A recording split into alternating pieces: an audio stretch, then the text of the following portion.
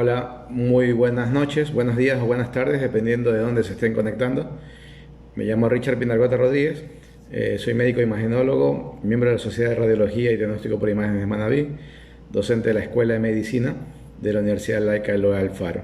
El motivo de llevar adelante estos videos es transmitirles, compartirles y traerles información que tiene base científica, base médica y obviamente que tiene que ver con la connotación que nos afecta de una u otra manera, que se llama COVID-19. Esta pandemia que el mundo entero la está viviendo y esta cuarentena que de una u otra forma a todos nos ha afectado.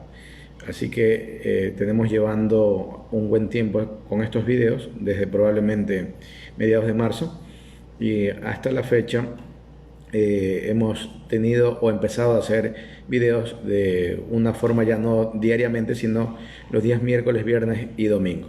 Así que agradecemos que puedan estar presentes y como siempre nosotros mandamos un fuerte abrazo a todas las personas que están padeciendo algún tipo de enfermedad, muy en especial a aquellos que están padeciendo COVID-19, que sabemos por las estadísticas el número aumenta considerablemente día a día. Así que en virtud de ello, nosotros enviamos unas buenas vibras a todas las personas que están convaleciendo y que obviamente bajo el problema del COVID-19, la posibilidad de que puedan tener una respuesta hospitalaria o respuesta de salud es un poquito más limitada y es un poquito más complicada. Eso es indiscutible. Y también llegamos con un fuerte abrazo de solidaridad a todas las personas, grupos familiares que lastimosamente han tenido que ver partir alguno de sus miembros por causa del COVID-19 o por cualquier otra causa. En circunstancias como esta, creemos que ese dolor y esa ausencia se hace mucho más intensa todavía. Empezamos este video mostrando estadística, o al menos compartiéndoles estadística que es de carácter oficial, que es carácter público, que maneja el Ministerio de Salud Pública en relación con el número de casos que se presentan. Ya en la actualidad en Ecuador, al día de hoy, miércoles 26 de agosto del 2020, esta transmisión la empezamos en la ciudad de Puerto Viejo, en Ecuador. La hora local son 20 horas 7 minutos y al día de hoy, miércoles 26 de agosto, en corte de las 8 de la mañana, el Ministerio de Salud Pública nos dice que ya tenemos 110.549 personas contagiadas y reconocidas y afectadas mediante pruebas, y existen 6.410 personas fallecidas por causa COVID-19 directamente, y tenemos un grupo de 3.703 personas fallecidas y que probablemente la causa sea justamente COVID-19. Esa es la cifra que tenemos al día de hoy en estas tablas que entrega el Ministerio de Salud, el gobierno, y que la verdad, desde mi perspectiva, en vez de hacerla más sencilla, cada vez la han intentado hacer como más compleja, dando a notar que lo que quieren, en vez de transparentar cifras, es todo lo contrario, es ocultar las cifras. Y estas cifras, de una u otra manera, es imposible ocultarlas por la magnitud del problema y porque sobre todo existen mecanismos para poder cotejar fácilmente esto. Y de ello vamos a hablar en unos minutos.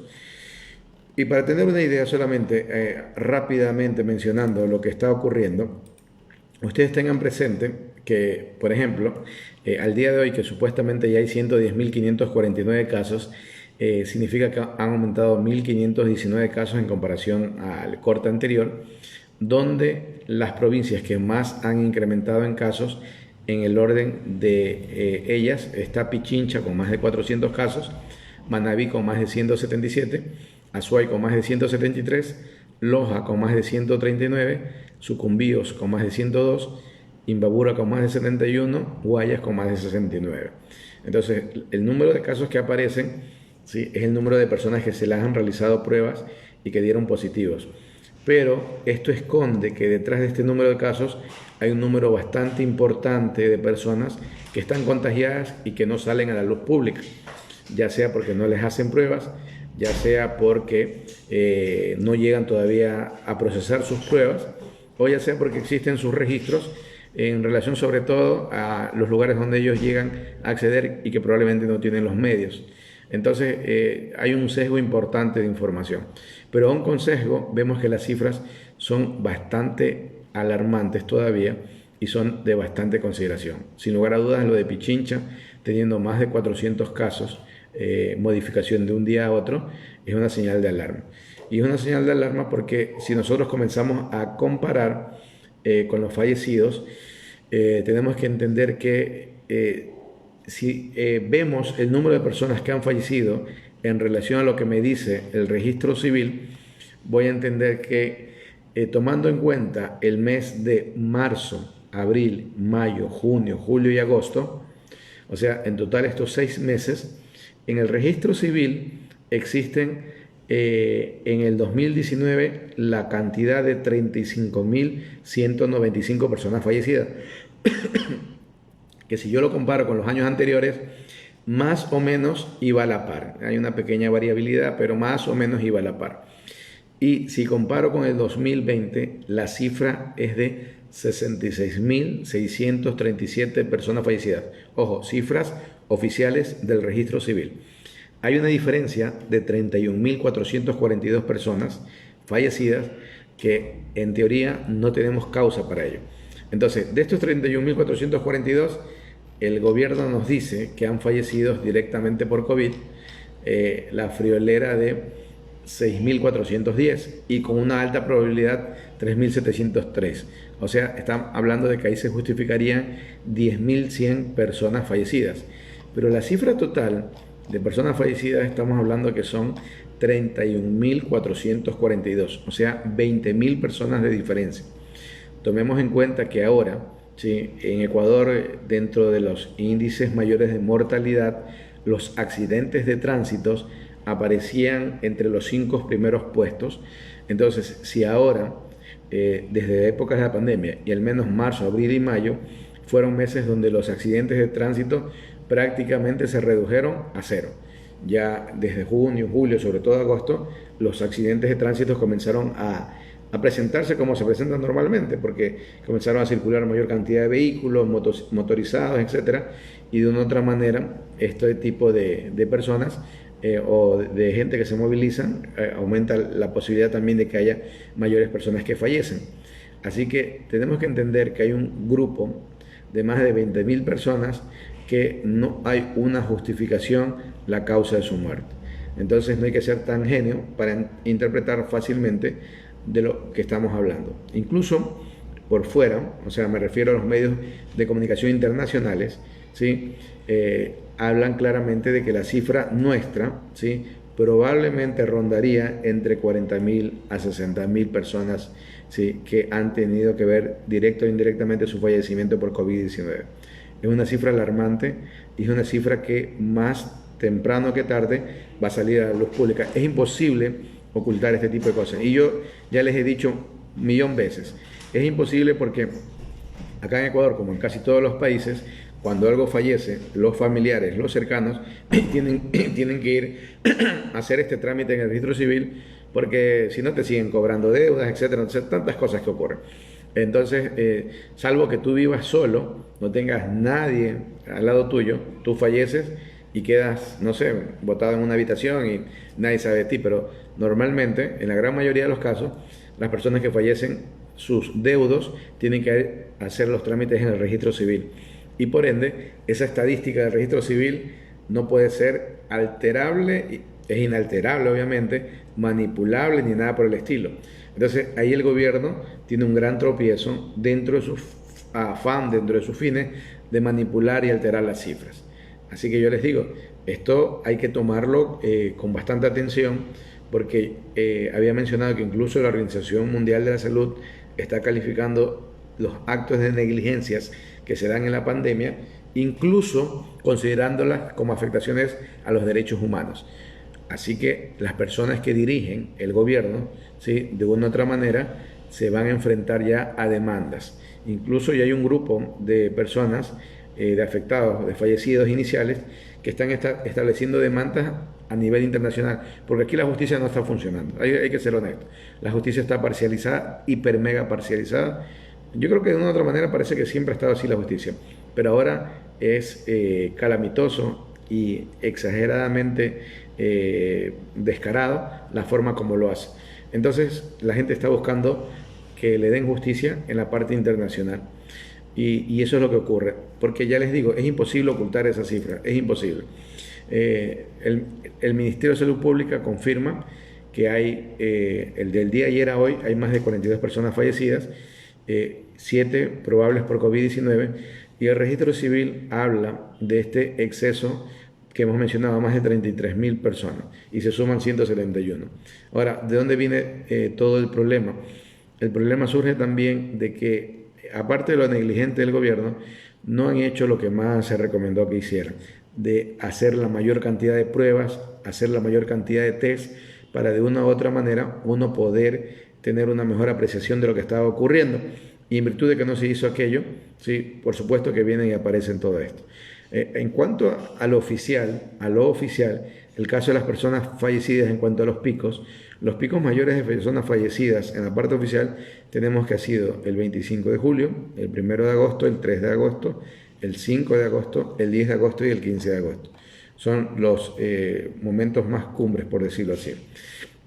El promedio, este promedio es interesante tenerlo presente porque de una u otra manera nos informan cómo se van moviendo las cosas.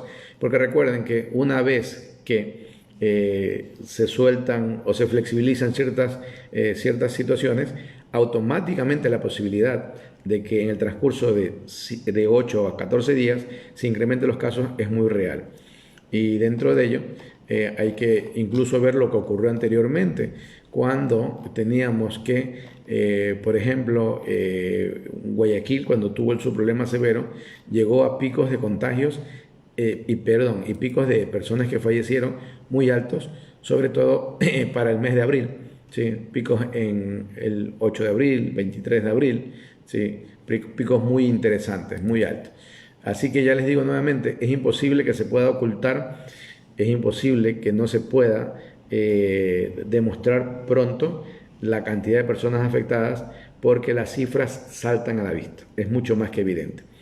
En virtud de ello también, y tomando en cuenta justamente lo que les comento de las personas que están afectadas y las personas que han salido de personas fallecidas, esta cifra nos convertiría en uno de los países que ha manejado la crisis del COVID-19 de la peor manera. Y esto simplemente se ratifica cuando servimos de ejemplo en cuanto a lo negativo. A nivel mundial, la cosa tampoco dista de ser tan un paraíso, obviamente, pero hay países que sin lugar a dudas ya lo están manejando mucho mejor que otros. Estados Unidos todavía sigue enrumbado en un primer puesto con más de 5.800.000. Brasil ya tiene más de 3.669.000. La India, que está en tercer puesto, tiene más de 3.234.000.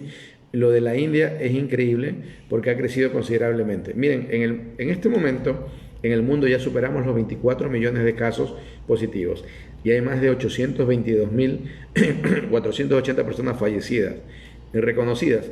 Y la India tiene ya más de 3.234.000 y está en tercer puesto. Lo digo esto porque la India también tiene una tasa muy considerable de personas fallecidas, es que están alrededor de 60.000 personas.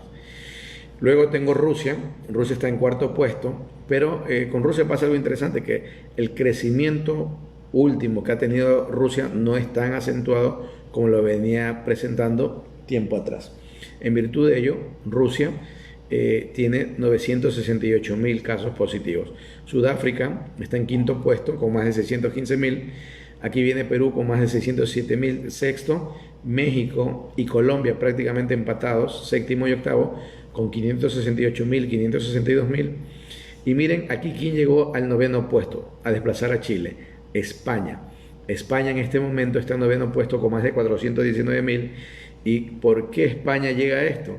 Porque España, por la cuestión económica, que hay que entenderlo también en cierta forma, ha flexibilizado prácticamente todo y han vuelto a tener un repunte. España había bajado hasta puesto 12 y ahora nuevamente desplaza a Chile, ¿sí? Y bueno, estuvo mucho tiempo en puesto 10 y ahora está en puesto 9 y desplazó a Chile de ese puesto. Chile pasó el puesto 10 con 402.000, ¿sí? Y vemos que ha desacelerado su tasa de crecimiento.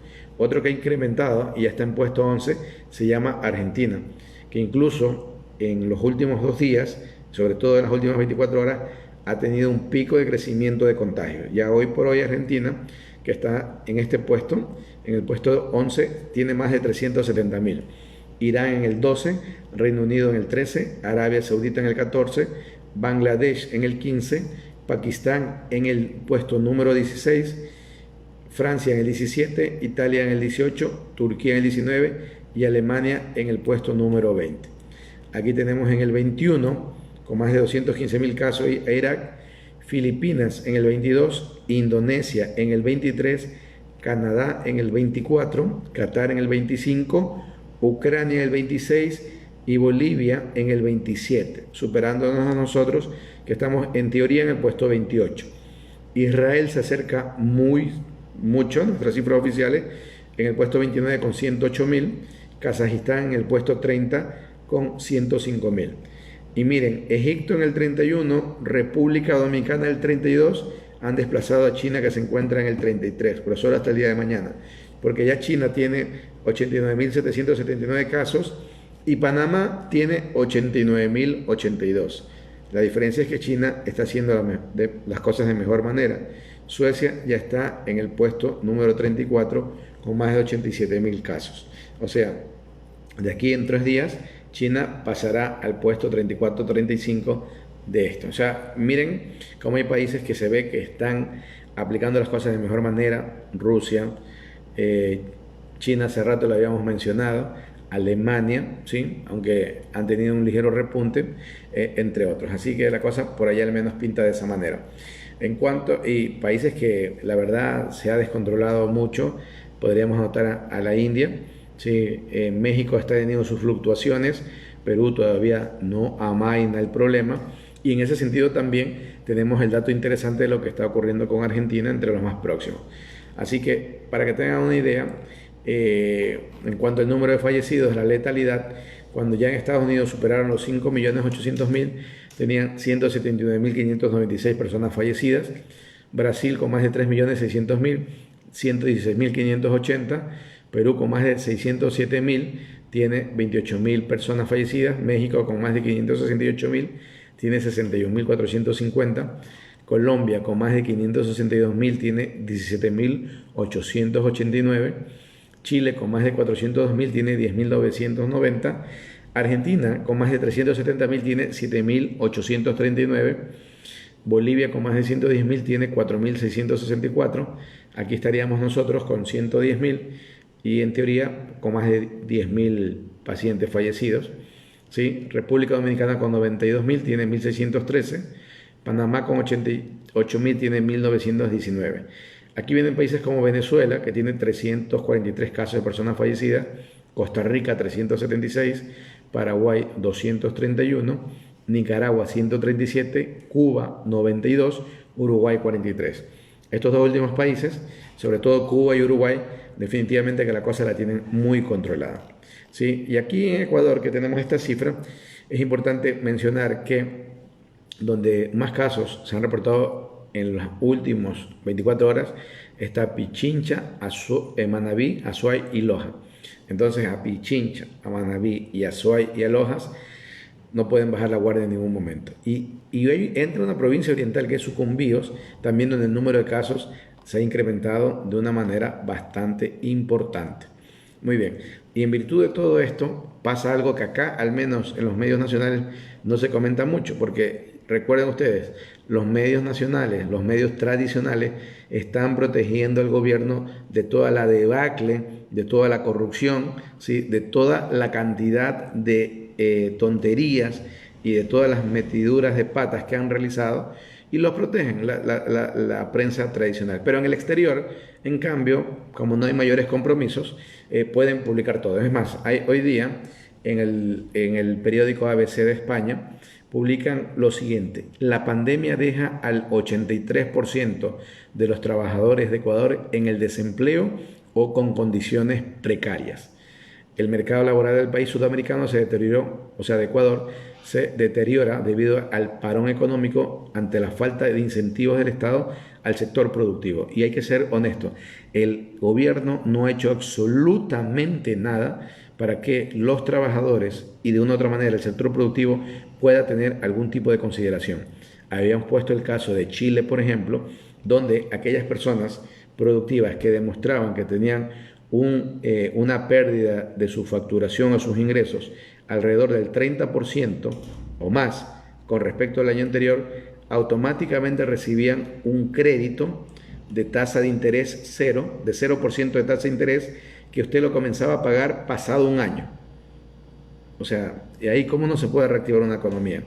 Pero aquí estos genios que se inventaron que iban a dar unos créditos con el Banco del Pacífico, ¿sí? Créditos en las cuales si usted presenta sus papeles, les buscan 1000 peros. Y tengo entendido que si se han aprobado, ha de ser un grupo pequeño. Y probablemente gente relacionada con el gobierno, porque el común de los mortales, ¿sí? No va a recibir crédito. Entonces, si no se hacen las cosas como se deben hacer, encima se están despidiendo gente y todo ello. Las cifras que miden la magnitud de la pandemia del COVID-19 no solo hablan de los más de 110.000 contagiados y casi 10.000 fallecidos en 5 meses, sino de 1 millón de desempleados y 5.3 millones de trabajadores con condiciones laborales precarias. El parón productivo que afronta la economía del país durante más de 2 meses y que avanza lentamente con un proceso de reactivación a medias iniciado a finales de mayo, se ha traducido en un desgaste del mercado laboral. El 83% de la fuerza de trabajo está desempleada o en la precariedad. Y estas son estadísticas oficiales y solo el 17% de la población económicamente activa tiene un trabajo que cumple los requisitos mínimos legales. Miren a donde hemos tocado. El problema de Ecuador es que nosotros estamos enfrentando dos pandemias. Una pandemia llamada COVID-19 y otra pandemia llamada Lenín Moreno y todos sus secuaces. Entonces estamos viviendo y luchando contra dos grandes enemigos que atentan contra nuestra salud, contra nuestra educación, contra nuestra dignidad, atentan contra todo eso. Y eso es lo que estamos viviendo. Así que las cifras son importantes porque este diario la saca del INET. Y recuerden que el INET lo hicieron, lo parcializaron tanto el gobierno, este gobierno, de verdad que las estupideces que ha hecho el gobierno son para escribir un libro de lo que no se debe hacer en un gobierno, ¿no? Y con el INEC pasó algo similar en cuanto a la manipulación, a lo que pretendían hacer todo, pero lastimosamente las cifras no se pueden ocultar, porque si usted quiere hacer un crédito al exterior, tiene que transparentar cifras y mostrarlas. Si usted quiere, los organismos internacionales le exigen que sus cifras, al menos económicas, se estén demostrando periódicamente, trimestralmente, semestralmente, y aunque usted quiera maquillarlas, es muy difícil frente a los acontecimientos tan interesantes. Esto salió en el periódico ABC de España, ¿sí? Pueden tranquilamente consultar. Entonces, en base de esta información, uno habla. Yo cuando les traigo acá, siempre les traigo información que tiene una base efectiva y no simplemente, porque muchos dirán, esta persona solo habla en contra del gobierno y nada más. Y yo creo que no solo soy yo, pues somos más del 92, 94% de los ecuatorianos que estamos en contra de este gobierno, de todos sus ministros, la tracalada de ministros, que es una tracalada de inútiles encima de todo, y a la larga, por supuesto que estamos en contra de eso. Muy bien, ya entramos a la parte médica netamente, y miren lo que dice el director científico de la empresa Moderna, y que está respondiendo sobre la vacuna experimental contra el COVID, que es la de AstraZeneca y la de Moderna son las que más se promocionan del lado de acá, del occidente. Pero en la parte, por decirlo, del oriente del planeta, hay una buena propaganda para la vacuna rusa y para las vacunas chinas. China probablemente va a entrar en un debut y a presentar entre 3 a 5 vacunas, ojo con el detalle, ¿sí? Y con una buena calidad en cuanto a la consecución de ellos, una buena calidad en cuanto a la situación biológica, en fin. Así que tenemos alternativas. Yo hoy día estaba en un chat de amigos y alguien que vive en Estados Unidos nos comentaba, bueno, estoy esperando la vacuna, pero yo nunca me pondré una vacuna rusa ni una vacuna china, esperaré a la vacuna de acá. Perfecto, o sea, los criterios de cada uno. Pero uno es de la parte médica y que conoce el desarrollo de esto y vacuna, cuando habla de países como Francia, Alemania, Rusia en este momento, sí, Suiza, bueno, Estados Unidos también, y ahora China, y Australia, sabe que estamos hablando de países que tienen un buen desarrollo de biotecnología y un buen desarrollo en cuanto al tema de vacunas. Entonces, independiente de dónde venga, ojo, que no se trata de ser parcializado hacia un país, no importa de dónde venga la vacuna, pero que me demuestre efectividad, me demuestre seguridad, ¿sí? Y me demuestre que no existe una coerción para yo poder obtener la vacuna. O sea, no me van a intentar manipular con los precios, no me van a pedir algo político, me refiero como país, pero por supuesto que será válida cualquiera. Pero desde mi punto de vista, si yo fuera autoridad de salud, yo al menos hiciera convenios con 3 o 4 países y diferentes laboratorios para tener todas esas posibilidades. Porque y aquí venía el comentario, porque miren lo que dice el director científico de la empresa Moderna, que es la que se promociona mucho por acá. Si se necesitan 2 dosis para deshacerse de esta pandemia, encontraremos una manera de ponerlas, las 2 dosis. Y se suele decir que la peste del coronavirus pilló a la humanidad desprevenida, eso es verdad. Pero aunque él manifiesta que es mentira, ya que los primeros casos de las extrañas neumonías en China se conocieron a finales de diciembre.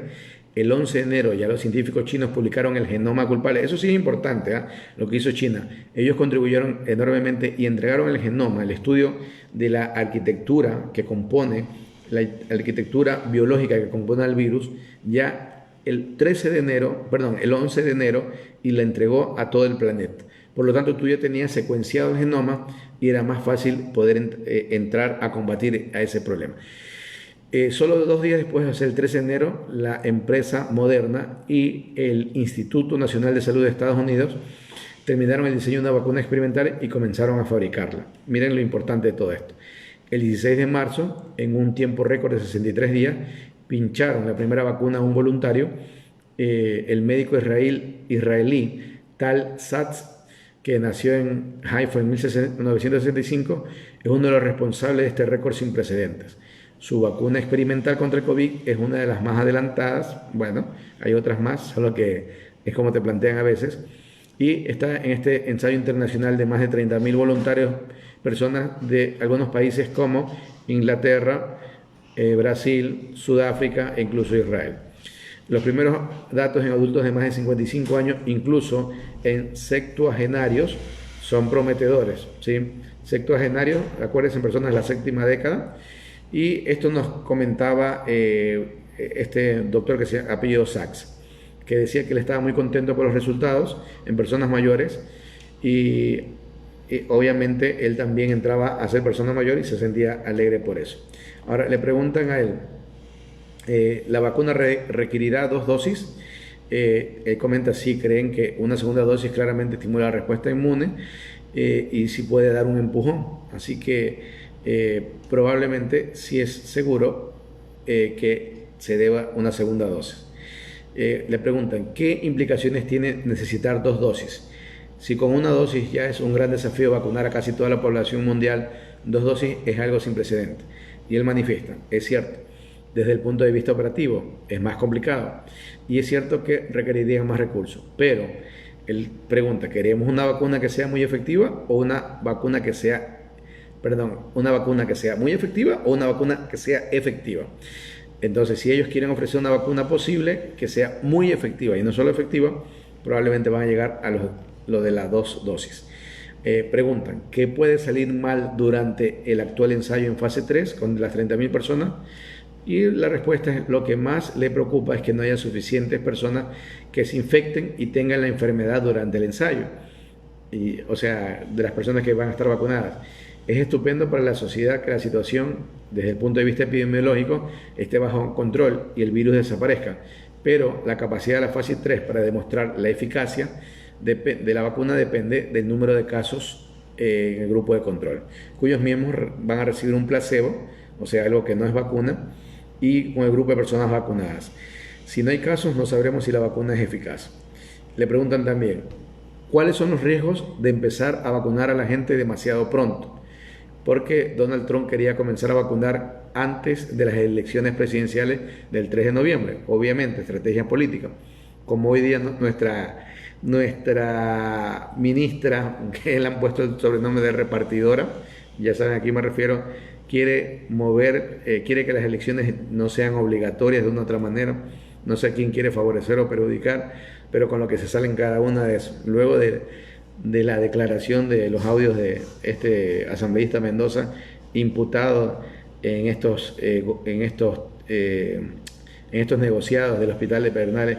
La gente de Pedernales está sufriendo, no tiene un hospital, y este asambleísta Mendoza, con un grupo de gente más, cómo se han llevado el dinero. Bueno, entonces Trump, que es de la misma trace, de la misma y cortado con la misma tijera que este tipo de gente, quiere intentar comenzar a vacunar en Estados Unidos para promocionarse políticamente desde el 3 de noviembre. Miren el detalle. Entonces, el médico dice, no voy a hablar de política. Creo que es importante, pero para nosotros y para la sociedad, pero entender bien el perfil de seguridad y los eventos adversos antes de empezar a vacunar es sumamente importante, ¿no? Estamos haciendo un gran ensayo clínico con un grupo de control que recibe un placebo. Si vemos eventos relacionados con la seguridad, sabremos si ocurre con la misma frecuencia en el grupo del placebo y en el grupo de los vacunados. Si empezamos a poner la vacuna a la gente, hay que saber que ninguna vacuna es efectiva al 100%. Algunas personas enfermarán a pesar. Como sé que estas personas no han empeorado a causa de mi vacuna, la gente puede empezar a decir, ay Dios mío, me he puesto la vacuna y estoy enfermo. Tu vacuna me ha hecho enfermar. Esto no es científico, pero necesitamos datos para poder explicarlo. Como promotores del ensayo, queremos asegurarnos de que tenemos datos que confirman la eficacia y la seguridad de empezar la campaña de vacunación. Entonces les preguntan si hay prisas lógicas para disponer de vacunas y él comenta que es un debate público legítimo sobre cuándo tienen suficiente información para justificar el riesgo. Incluso si esperan hasta final del año o hasta el comienzo de 2021 para tener más información sobre los ensayos, seguirán teniendo datos limitados y seguiremos sin saber lo que no sabemos. Quizás haya eventos adversos a largo plazo. A partir de qué punto se justifica el riesgo de que la gente siga muriendo pese a que se podrían vacunar. Bueno, eso es un debate muy difícil sobre el riesgo-beneficio y cuantos más datos tengamos, mejor a nivel gubernamental. Pero al final el gobierno de cada país tendrá que decidir si compensa lo que nosotros en medicina siempre mencionamos, riesgo-beneficio.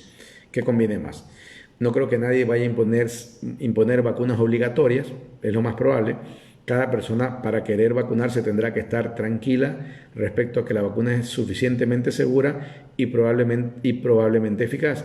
Así que es importante tener estos datos para que las personas puedan tomar una decisión fundamental para sí mismos y que los gobiernos puedan tomar decisiones fundamentadas para sus ciudadanos. Entonces, por eso yo le digo, no hay que tener la idea de que usted necesita la vacuna específica de un país.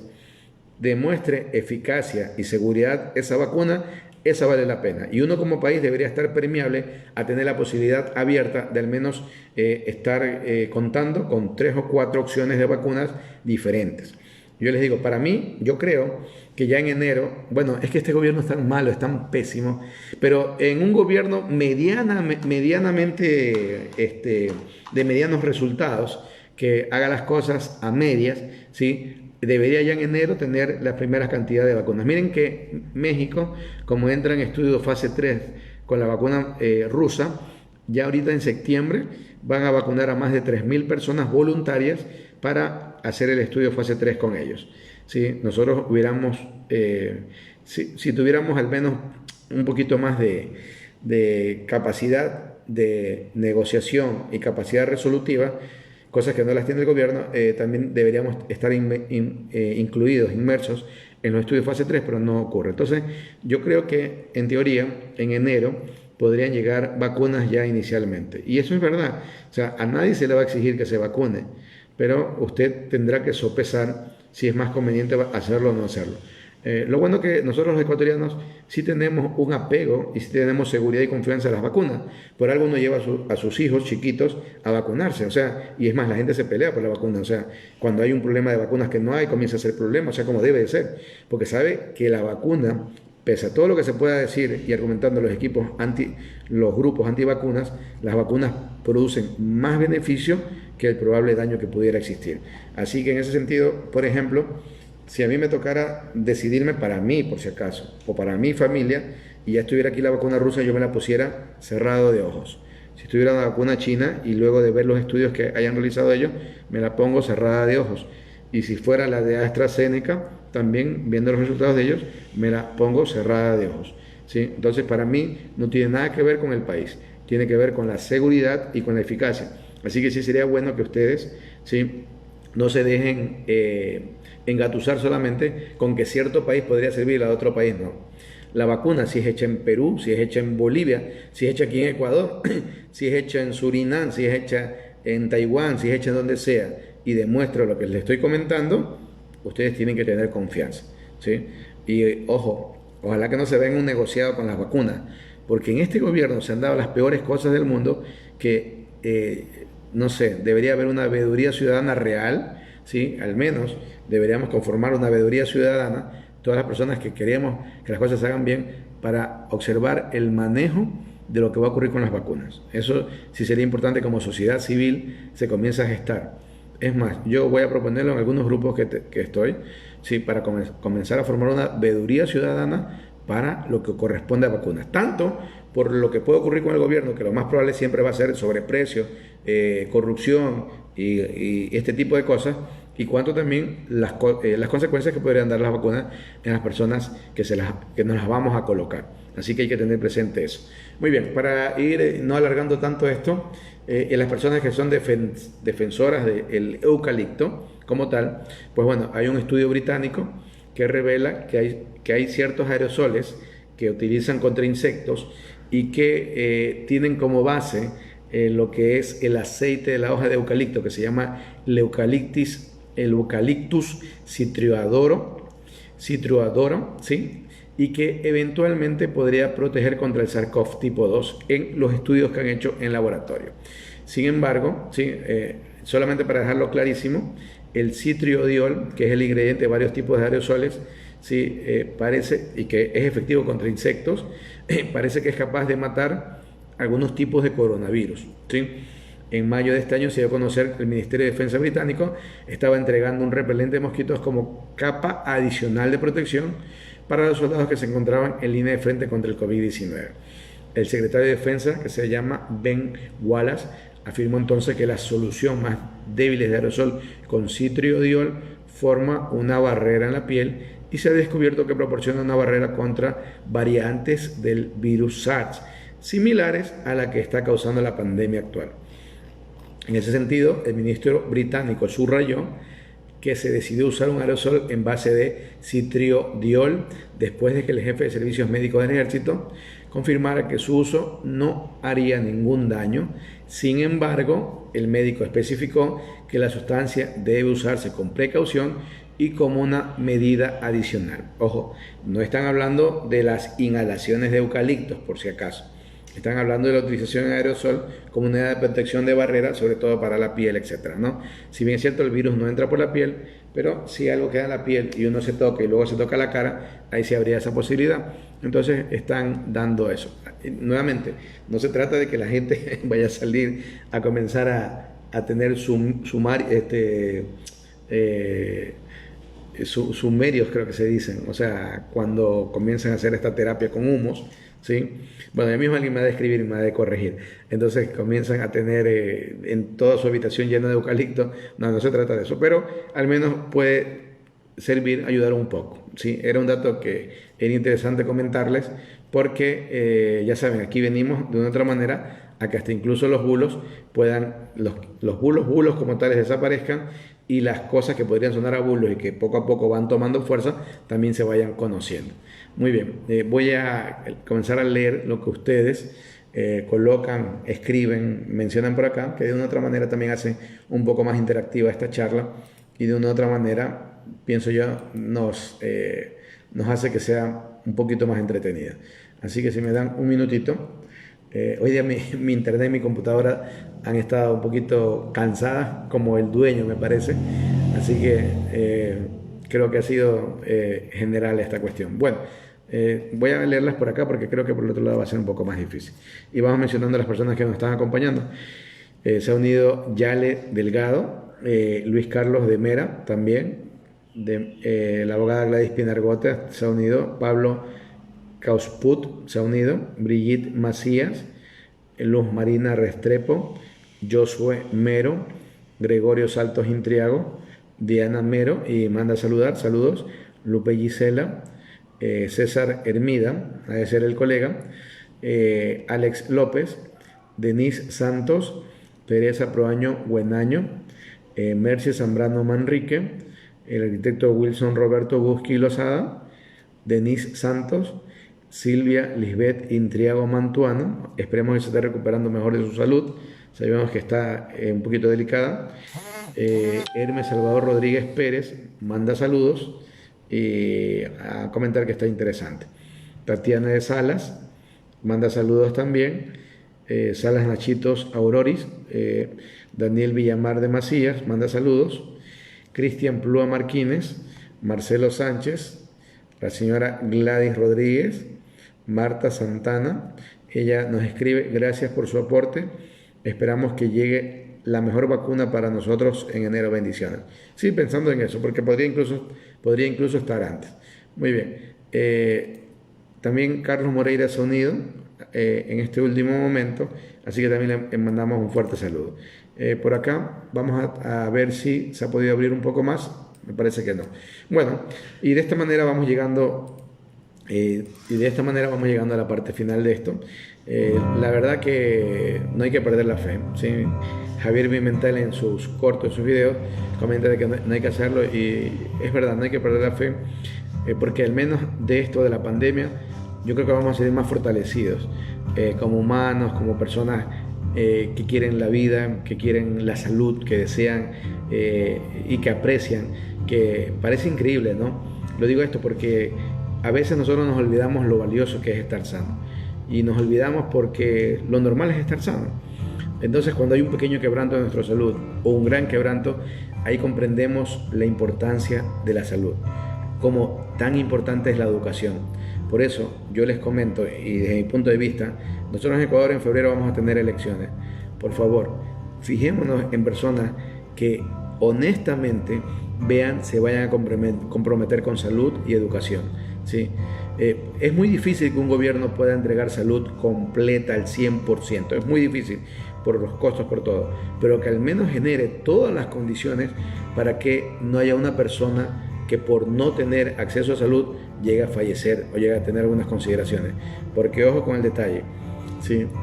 Hay muchas muertes del COVID-19 que si la inversión en salud no se hubiera comenzado a mermar como comenzó a mermarse desde 2018-2019, disminuyendo la cantidad de presupuesto a salud, ¿sí? Es muy probable que no haya llegado a ese desenlace.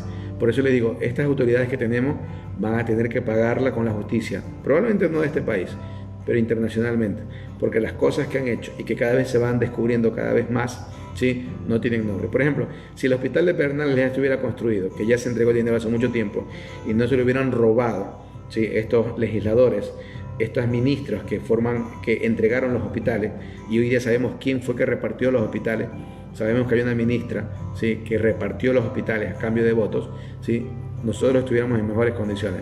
Entonces, hay que pensar muy bien que ofrezcan soluciones para salud, educación, que nunca se merme eso, y soluciones para activar el empleo. O sea, es imposible estar tranquilos cuando tanta gente ha perdido empleo y tanta gente está en el subempleo o viviendo precarización del empleo, y tanta gente que está teniendo empleo pero no les paga. El caso de los docentes, sobre todo, el caso del personal de salud, ¿sí? El caso de los internos de medicina, de enfermería, de laboratorio, el caso de los médicos rurales, el caso de los médicos posgradistas, los médicos que hacen posgrados y están haciendo residencia.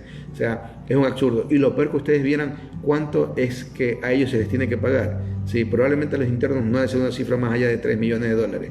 Ellos en un solo negociado se llevan de a 7, de a 10, de a 100 millones, y no puedan hacer eso. O sea, es injusto. Pero bueno, sí, así que hay que meditar mucho, hay que mirar bien, hay que observar bien, y hay que utilizar la única arma que tenemos, que se llama el voto. Cuídense mucho, que tengan un resto de la noche de miércoles excelente, y si Dios lo permite, el viernes 20 horas estaremos por acá. Chao, chao, y bendiciones para los creyentes y buena vibra para el resto de ustedes. Chao, chao.